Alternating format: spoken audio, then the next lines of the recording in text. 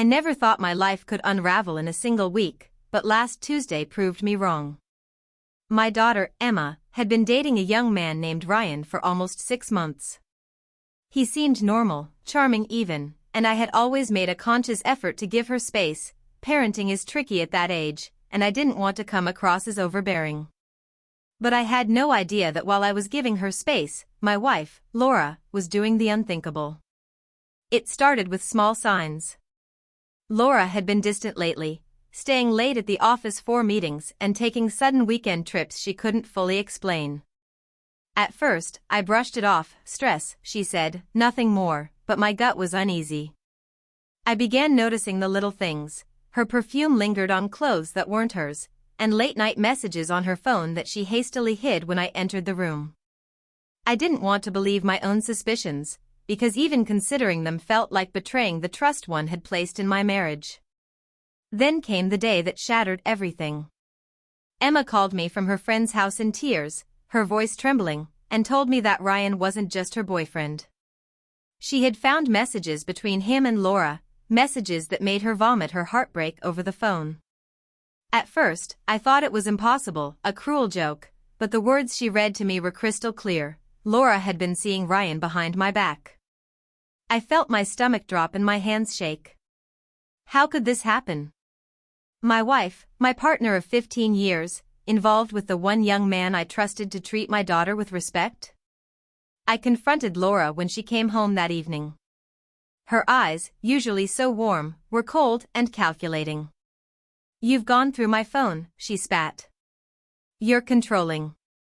I shook, anger and disbelief blending together. I told her everything Emma had discovered, and for a brief moment, I expected denial, remorse, anything. Instead, she laughed. A cruel, hollow laugh that sent a chill down my spine.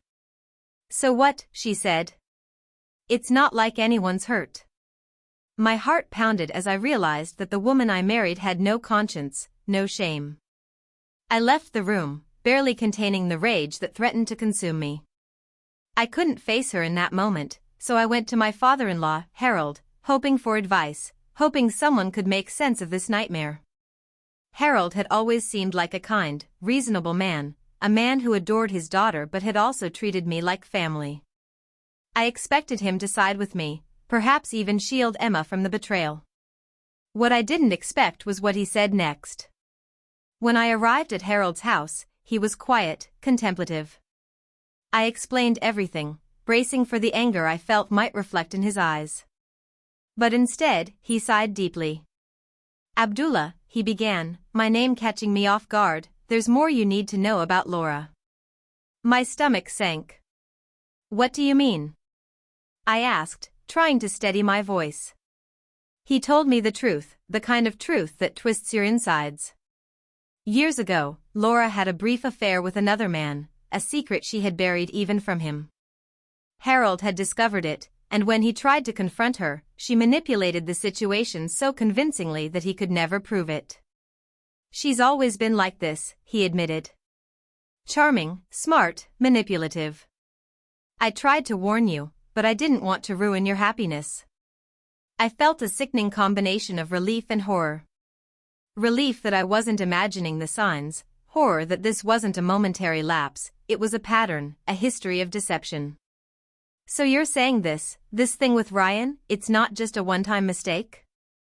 I whispered, disbelief still lacing my tone. He nodded gravely. "I'm sorry, son. I wish I could have stopped it, but she's always been clever at hiding what she does." Armed with this painful truth, I returned home, my mind spinning with betrayal, grief, and a newfound resolve. I knew what I had to do, not for Laura, not for Ryan, but for Emma and myself. That night, I called Emma into my study and showed her the messages her mother had sent, the evidence of betrayal, everything I had verified.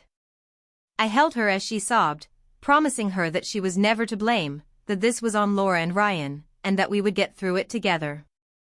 The next morning, I confronted Laura again, but this time, I was calm.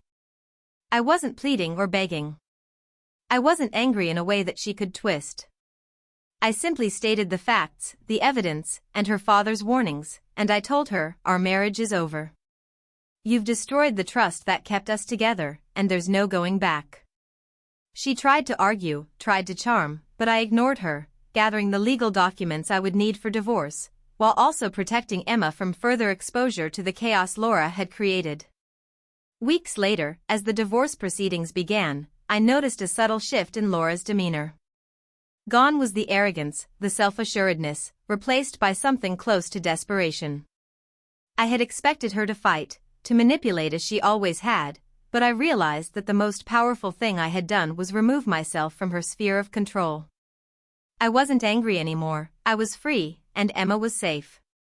In the end, what shocked me most wasn't just the betrayal itself, it was the long-hidden history, the web of lies that her father revealed.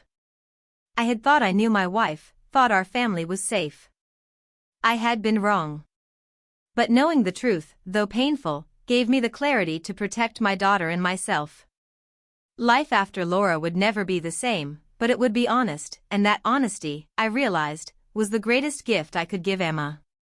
Looking back, I sometimes wonder what might have happened if Harold hadn't told me the truth. Would I have stayed blind to the pattern, continuing to trust someone who had never truly valued that trust? I'll never know. But I do know this: betrayal can cut deeper than anyone imagines, but facing it head-on, armed with truth, is the only way to reclaim your life and your dignity.